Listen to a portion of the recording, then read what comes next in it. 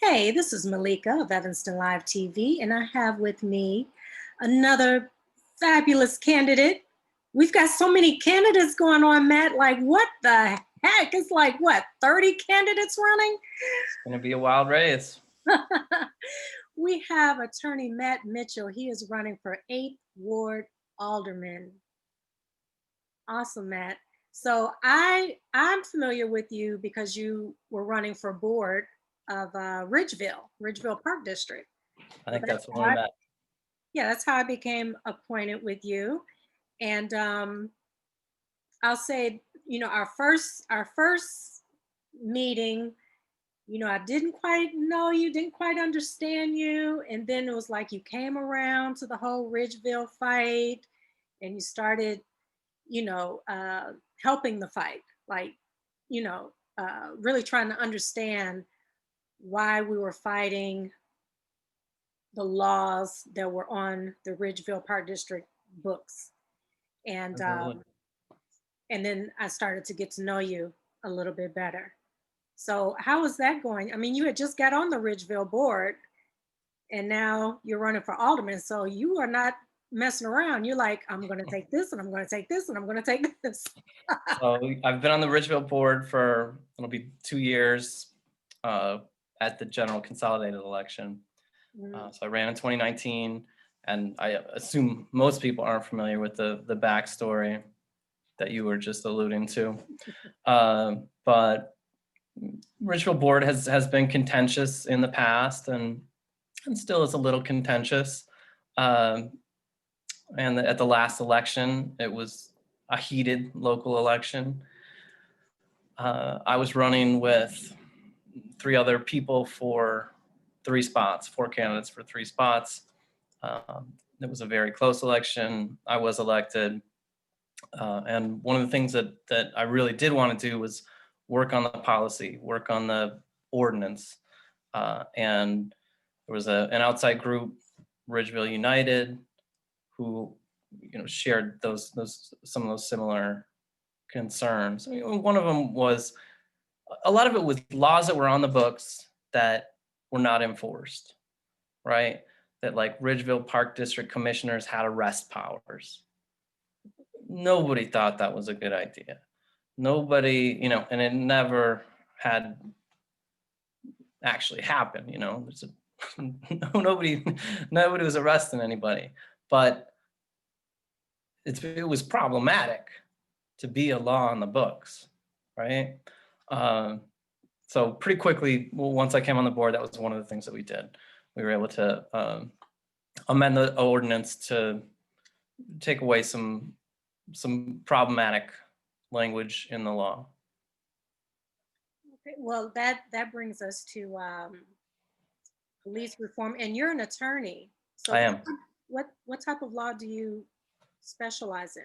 So I have a general practice. I work for myself.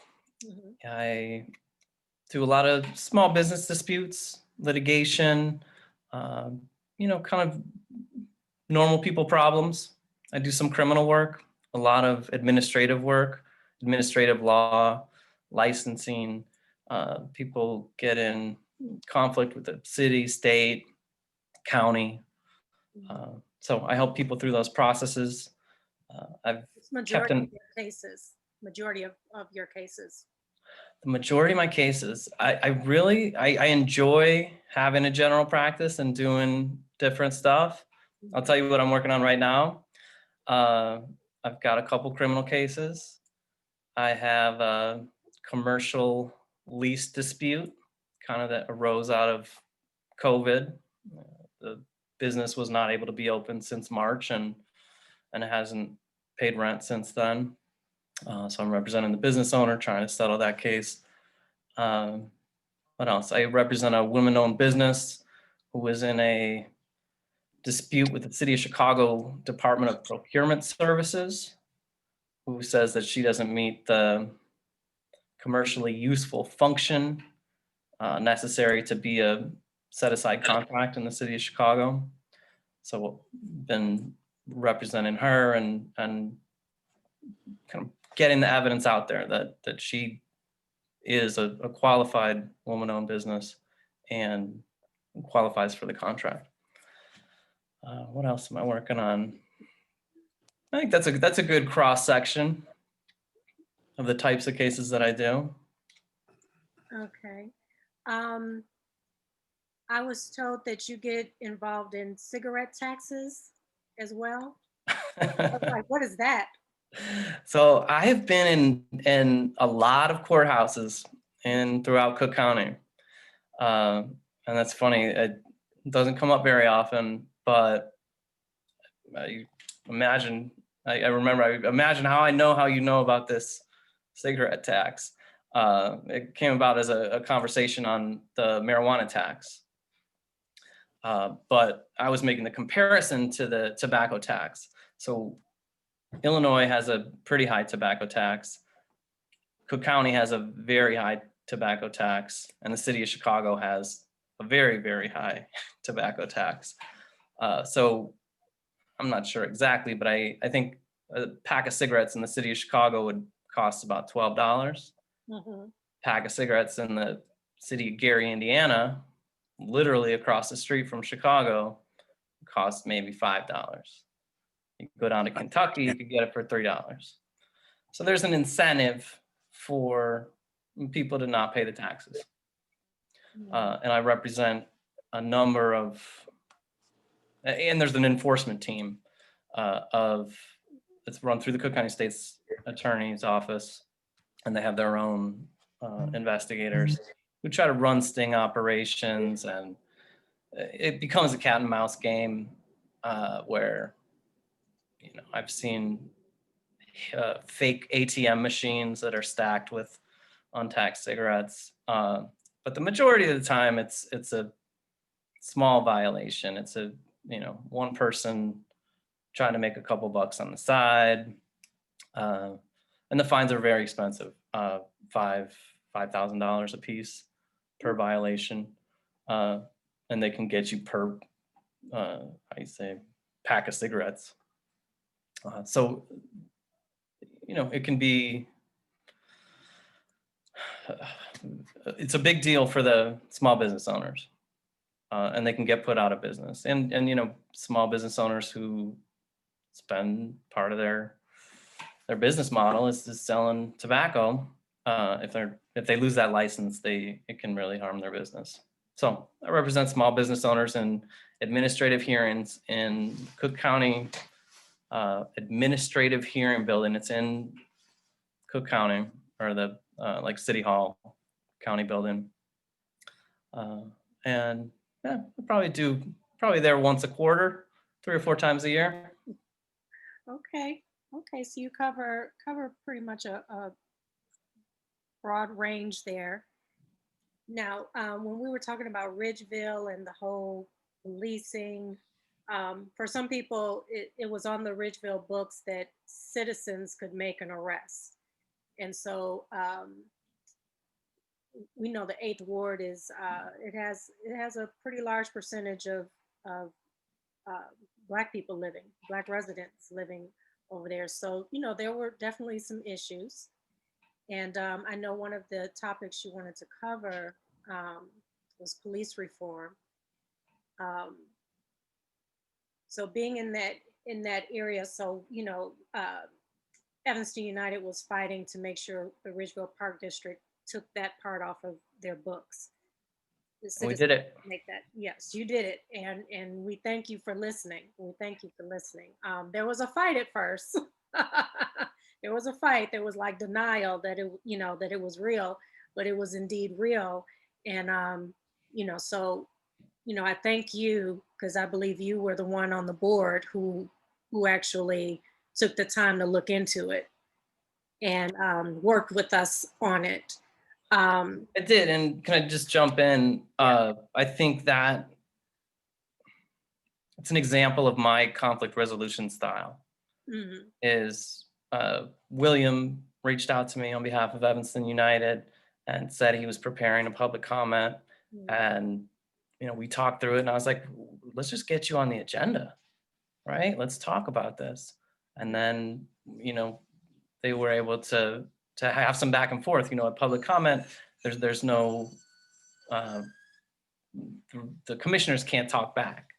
They can't respond. And so we were able to have William Easton present at the meeting and have some back and forth. And then out of that, we set up a small meeting with 3 community members and 3 Bridgeville staff and board, or maybe 3 or 4. And I was one of those people. And we were able to have a productive conversation and find the common ground, find, some resolutions that we were then able to move pretty quickly on. In terms of the policing in the 8th Ward, there's been some incidents. I have heard complaints about how, white people still today will just call the police if they just see a Black person walking down the street and they look suspicious. They get those calls all the time. Sure.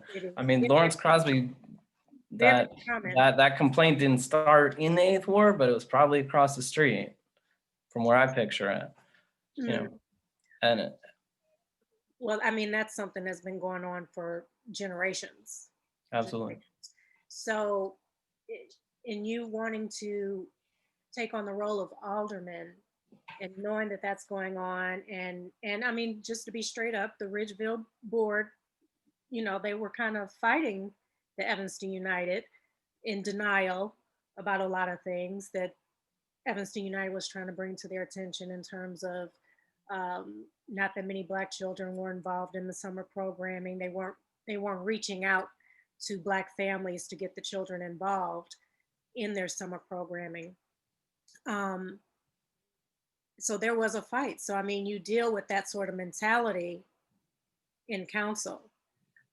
How will you deal that if you were alderman tomorrow? How will you fight that in terms of the policing, in terms of certain mentality that's on the council, that's, a little more powerful and worse than what was on the Ridgeville board, that's still on the Ridgeville board?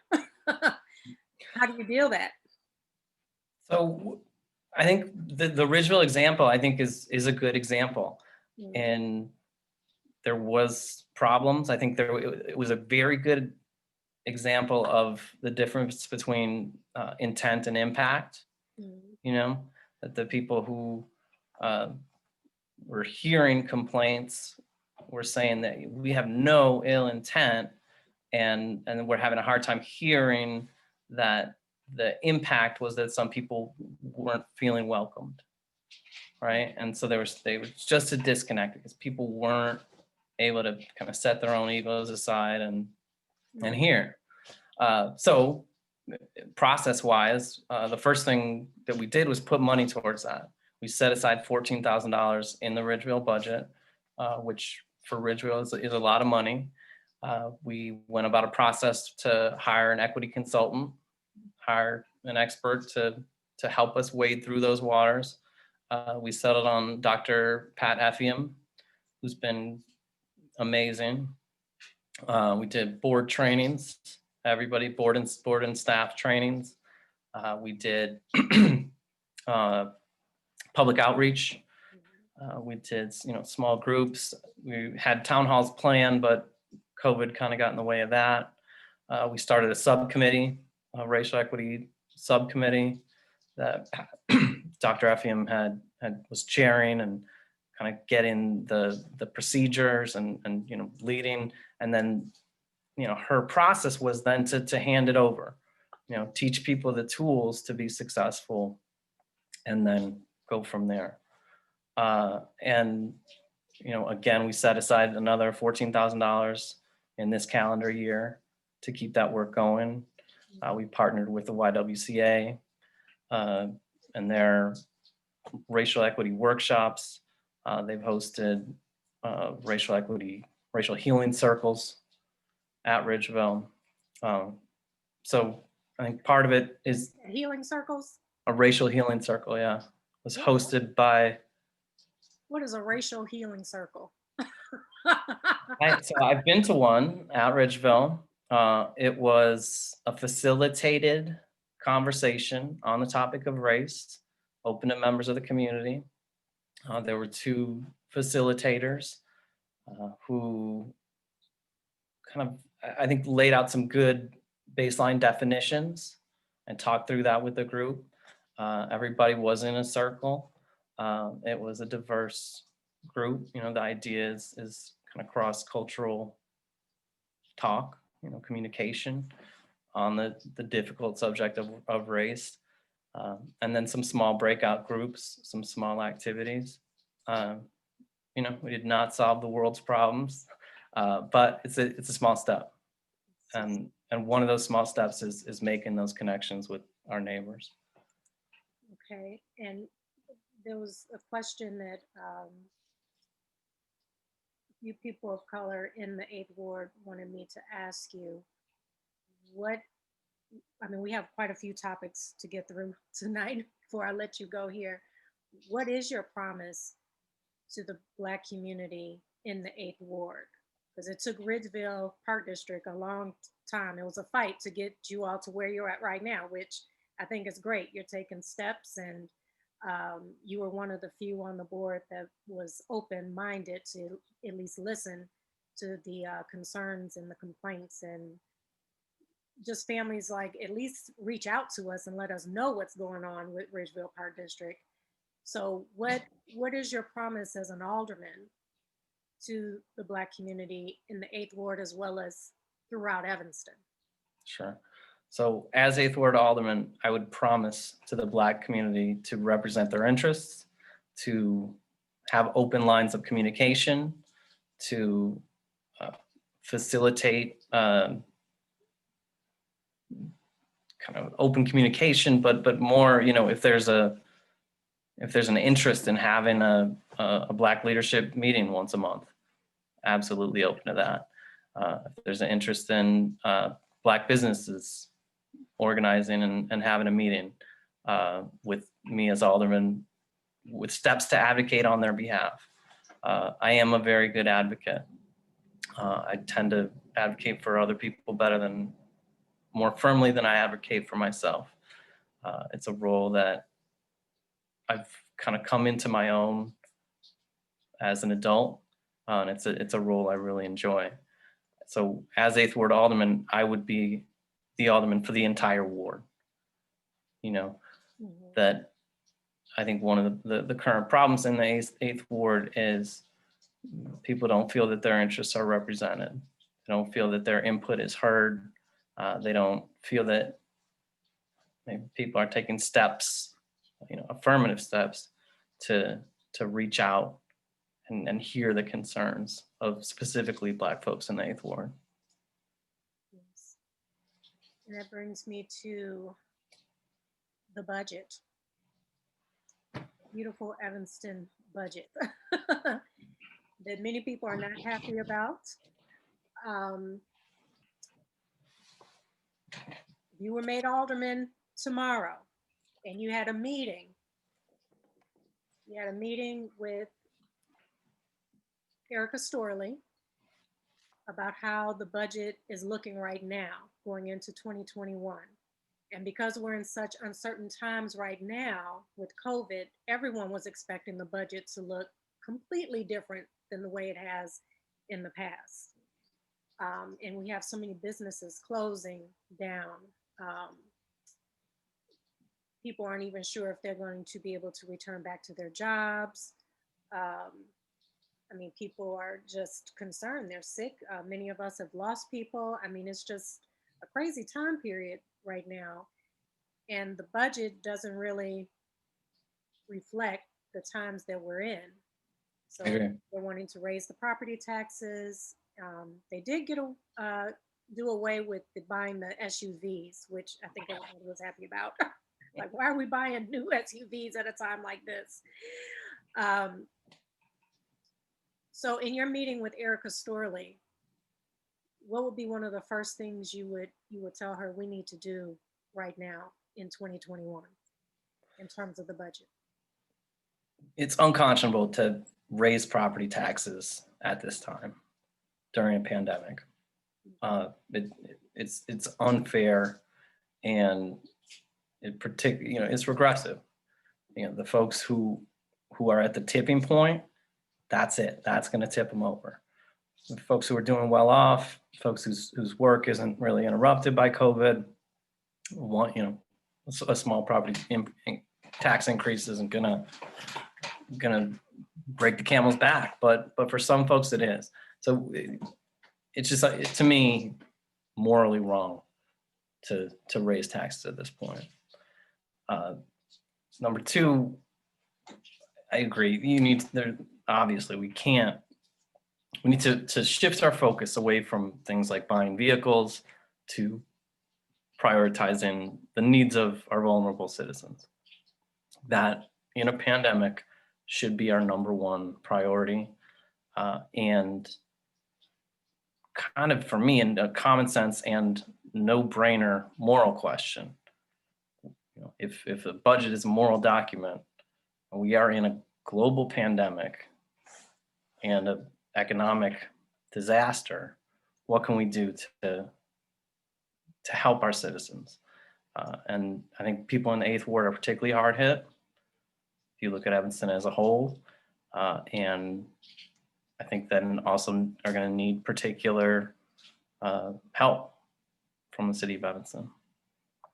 And then what would be some solutions in terms of help to Erica Storley?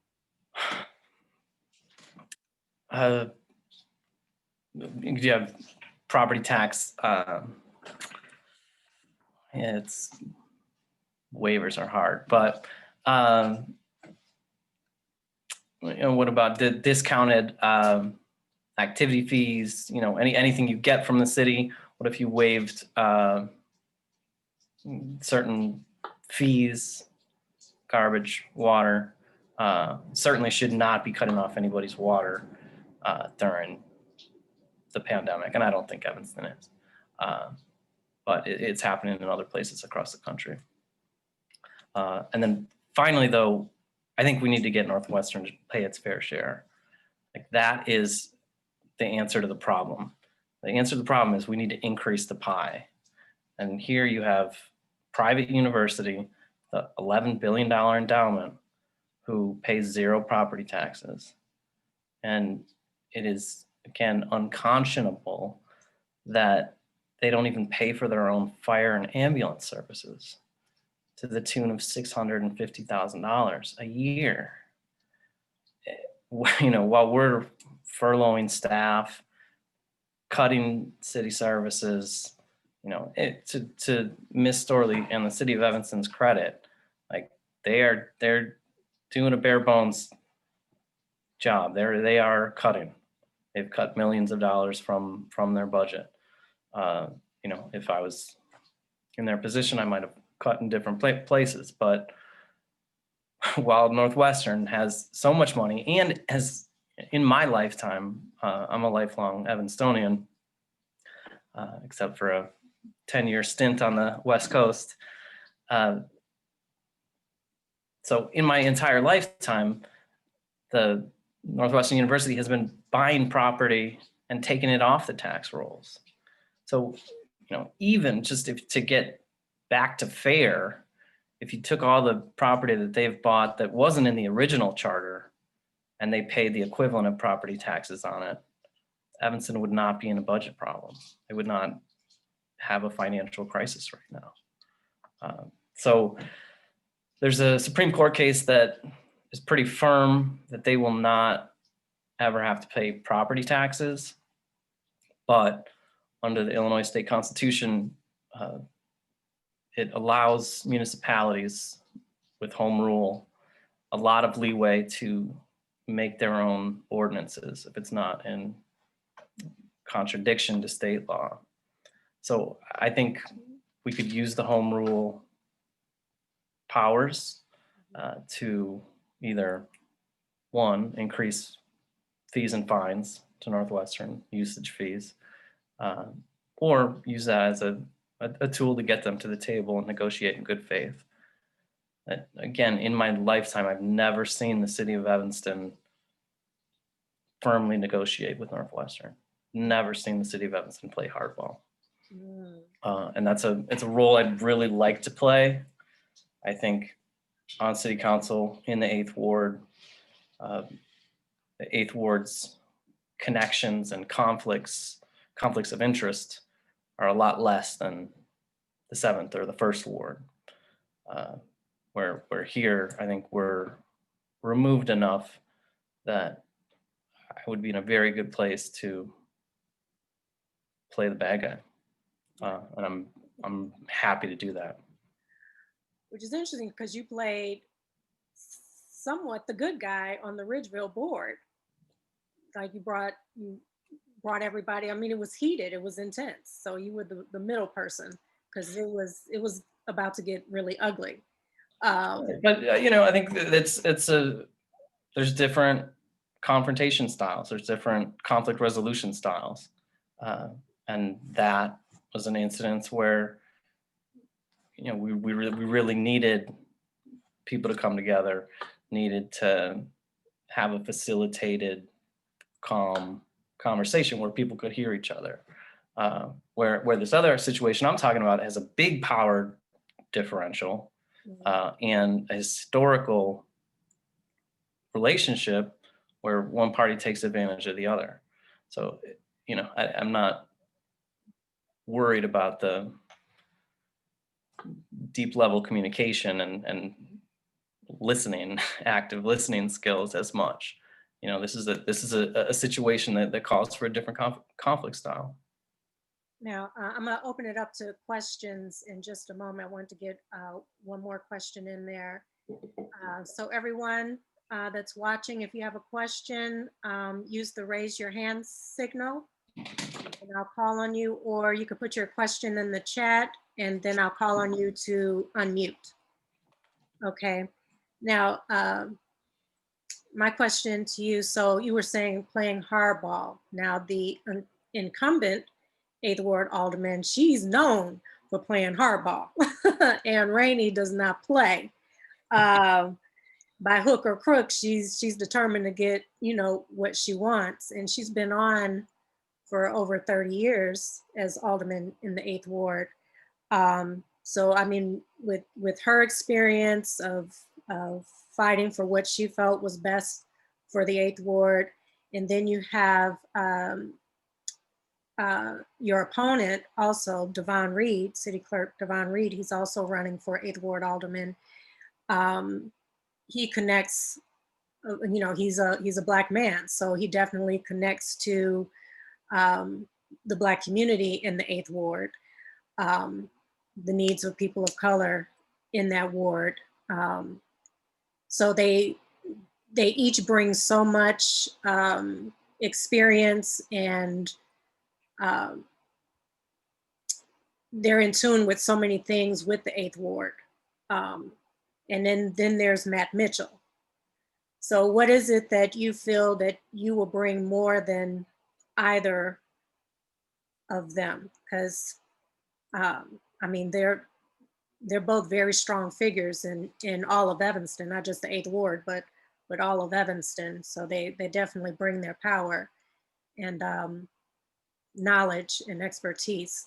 So you, Matt Mitchell, what do you bring over Ann Rainey, over Devon Reid, over both of them together? I have more tools in the toolbox to make me a better advocate for the 8th Ward. As you said, Ann Rainey is a powerhouse. She tends to fight hard for what she wants, but she only has one speed. She's only aggressive. She's only combative. She burns bridges. She doesn't kind of foment those relationships with people that you disagree with, that she disagrees with. Where you and I, you know me enough to know that we could disagree without me being disagreeable, right? And that we can have a good, honest conversation, and maybe we don't end up on the same side, but still keep that relationship going and have the communication ongoing. Devon, again, he's also, when you just get to conflict style, he's got one conflict style and he's pretty combative. He doesn't anticipate other people's reactions very well. And he kind of only has one speed. And as as far as his experience, he's made a lot of mistakes, which I can excuse some mistakes. For me, he's made too many mistakes. And I don't want to focus on it. I don't want to focus on Devon's past or talk about him that much.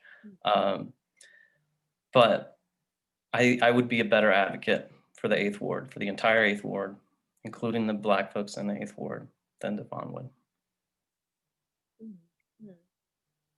Okay, well, I will leave that out there for everybody to process. Okay, we do have a question. Carl, you can unmute yourself and ask your question.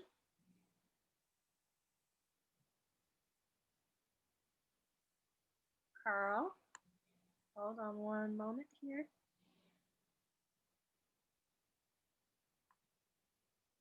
Carl, if you're asking your question, we do not hear you, and you do not have a unmute or anything going on when you're in there. Okay, we have another question here. Someone asked, according to public election records, Matt voted Republican in 2012. Can you explain?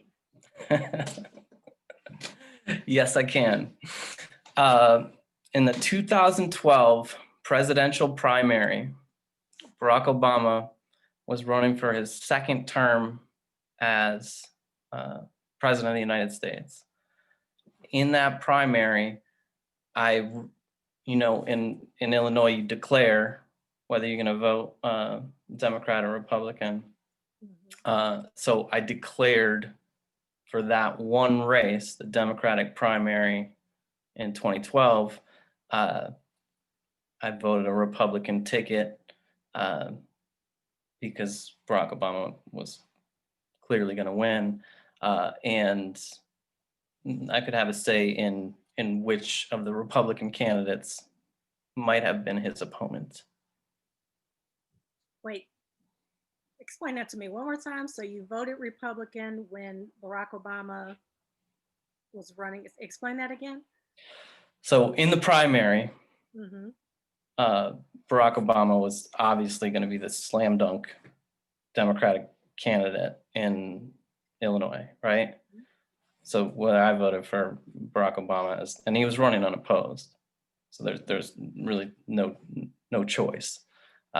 So at that point, I decided it was more important for me to vote the Republican ticket to have a say in which opponent Barack Obama would run against. So it was a strategic decision supporting Barack Obama. Okay. So I then in the general election, November 2012 election, voted for Barack Obama. And what's funny about that, I was living on the near West Side at the time, and I guess I didn't realize that it's public record which ticket you take. So that I was getting approached by the Illinois Republicans, like, you should, or the Cook County Republicans were like, yeah, join our network, join, you could be on the board. I was like, I have no interest whatsoever in any Cook County Republican organization. Okay. And okay, we do have another question. And what about the rest of the Democratic ballot?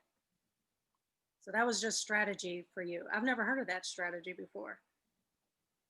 Okay, that's interesting, Matt. Okay, Carl is raising his hand again. Carl, are you ready? Hey,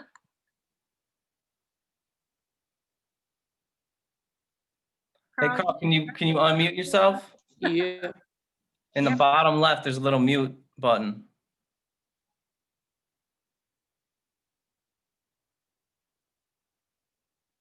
Okay, or Carl, you can type your question in. Okay. Let's see. for the questions we have here. Okay, anyone else have any other questions until Carl figures out his mute button? Or type in the chat, Carl.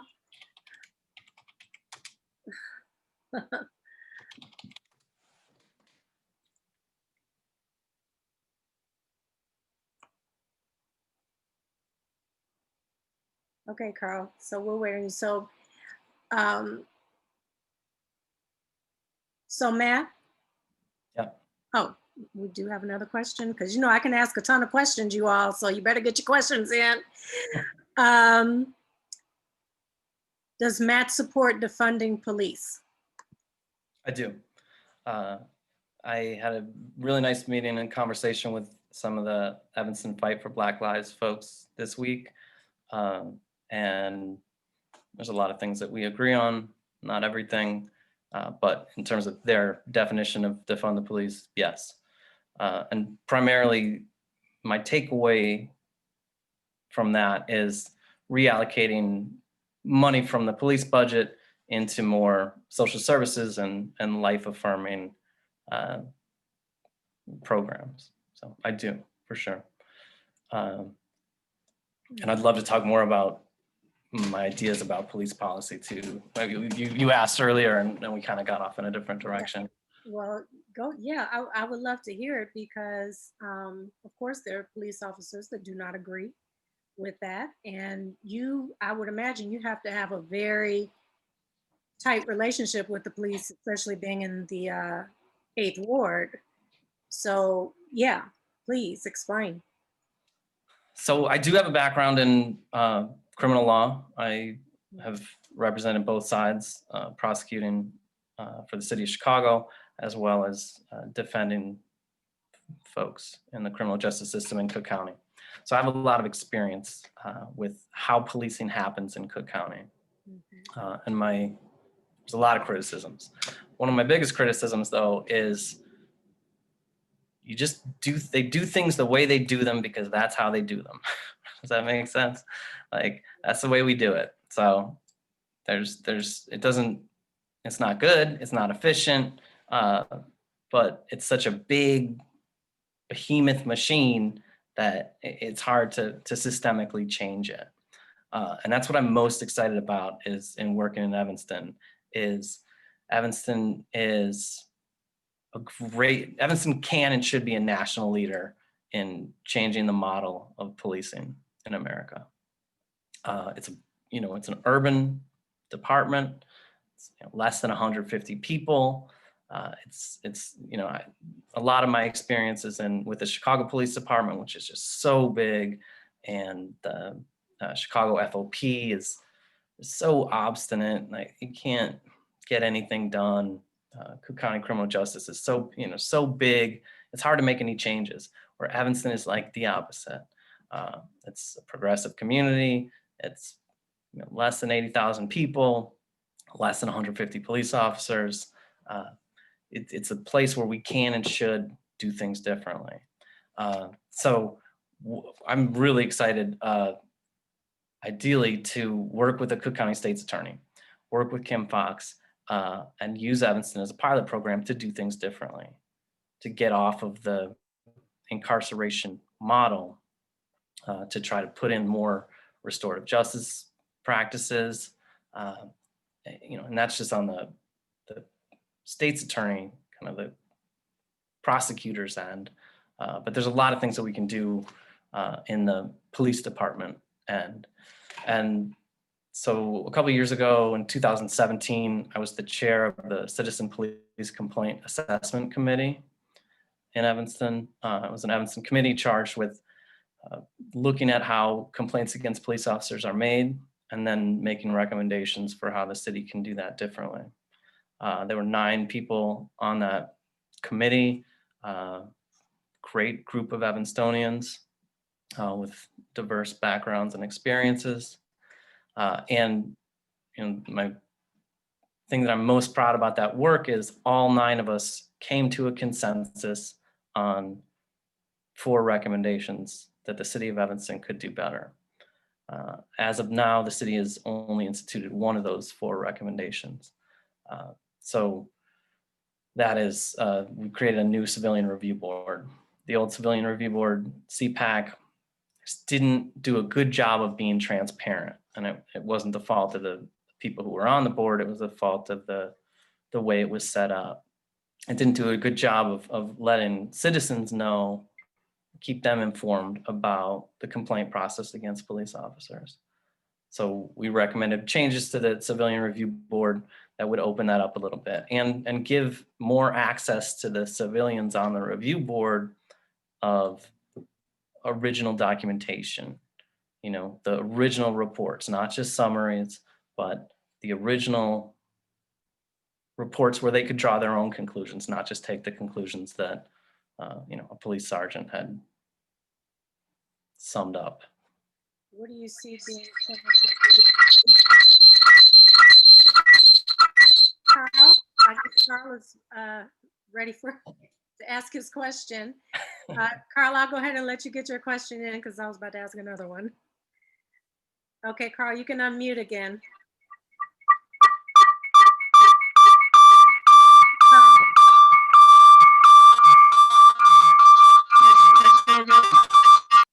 Okay, Carl, you got too much feedback going on. Okay, Matt, what do you see being some of the biggest issues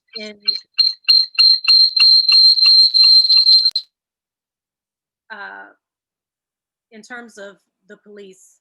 I mean, what do the police call for mostly in the 8th Ward? And what have been some of the biggest complaints in the 8th Ward? So I think some of the biggest complaints is over-policing, intrusive searches, too many traffic stops, disproportionate amount of traffic stops of Black folks. Those are all valid concerns. And generally, I think that the Evanston Police Department does a good job through the prism of policing in America. So as part of my work with the committee, I was able to have a number of sit downs with Chief Eddington and then Chief Cook. And so one of my, you know, when Chief Cook was hired, we had a meeting in his office for a couple of hours, me and Alderman Fleming and Chief Cook. And what I was really pushing him is to make systemic changes, right? Like, let's change the system, and because you're a good guy, you're in charge. And his point is like, I'm a good guy, I'm in charge, the buck stops with me.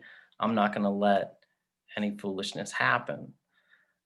So that's our, and that his other point is that Evanston exceeds industry standards, right? That we use best practices of American policing. There's some truth to that.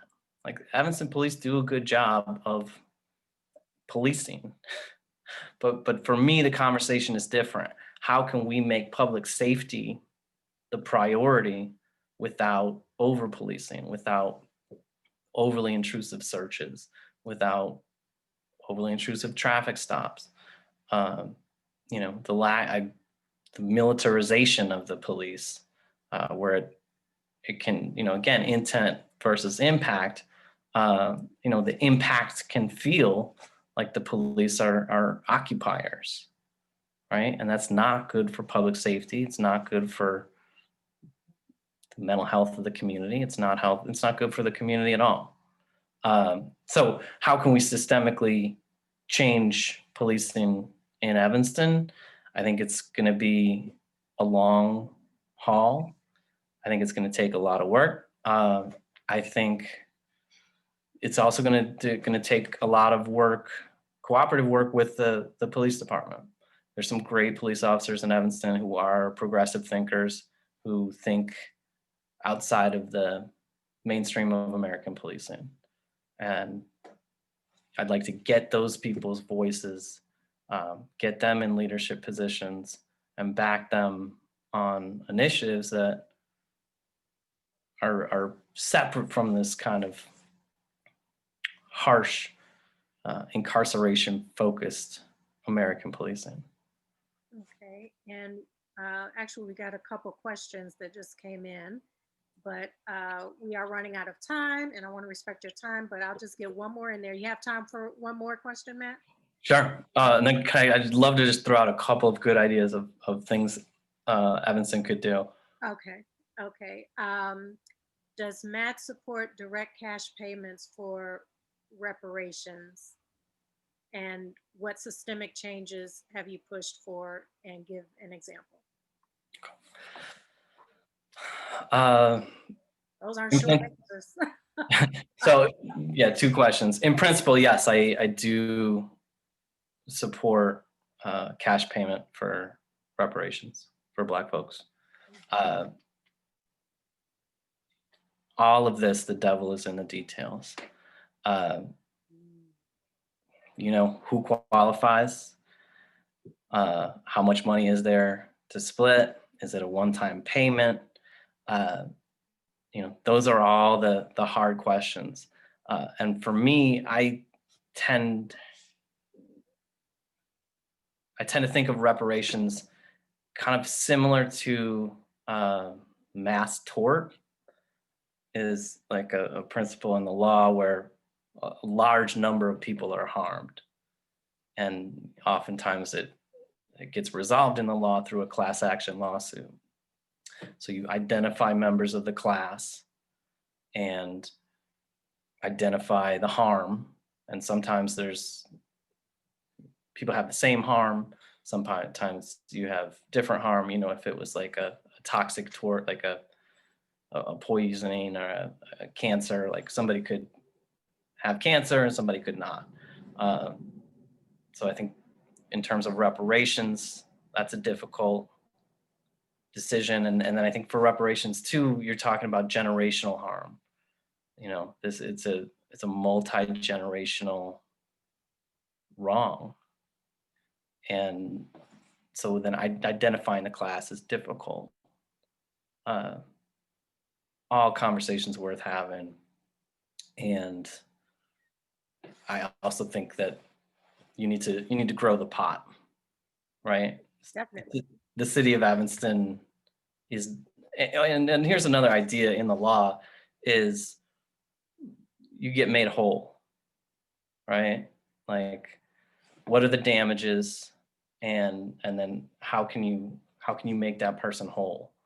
And you know, we all know you can't, in like a wrongful death suit, somebody you love died, you sue the person responsible, nothing's going to bring the person back. No amount of money is going to undo that real harm. And the same in reparations. No amount of money is gonna undo the wrong or the harm.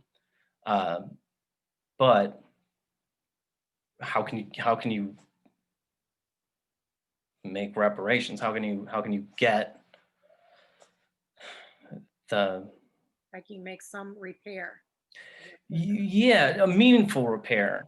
A meaningful repair, definitely. You know, and you know, we're talking that this all started about whether there should be cash payments. I tended to think that, yeah, people should be able to make their own decisions. With, you know, in this theory that, you know, you're trying to repair harm or make somebody whole. The only way to do that is financially in the law. I mean, I guess there's other ways you could kind of systemically change things. But, you know, we're talking about, I think, financial reparations at this point. So I do think that individuals should have some agency. They should have some say what they do with the repair. Yeah.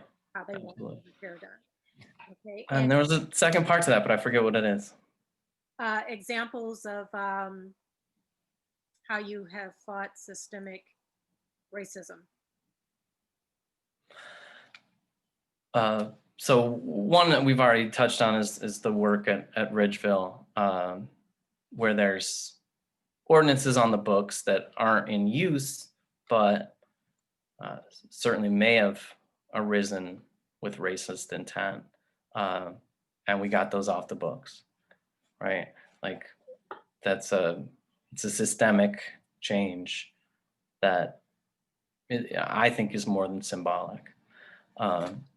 Second, through my work with the Citizen Complaint Assessment Committee, the recommendations that we made are more civilian control of policing, I'd say is the broad theme, and also more agency, right? Letting the giving power back to the individuals.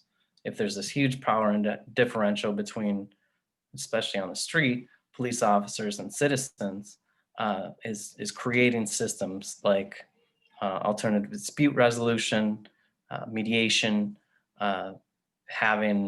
creating a check like a police auditor. One of the recommendations is that the city of Evanston should have a civilian police auditor outside of the police department with full access to files, who can direct investigations. Because right now, the way the city of Evanston Police Department is, it's completely hierarchical. Everything goes straight up to the chief of police, who is hired and fired by the city manager, who is hired and fired by city council.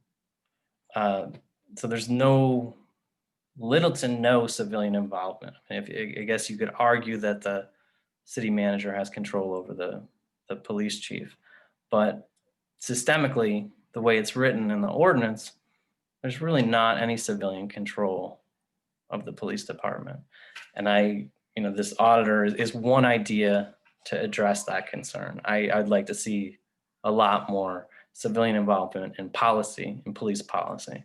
And there's ways you can structure that Evanston currently doesn't have.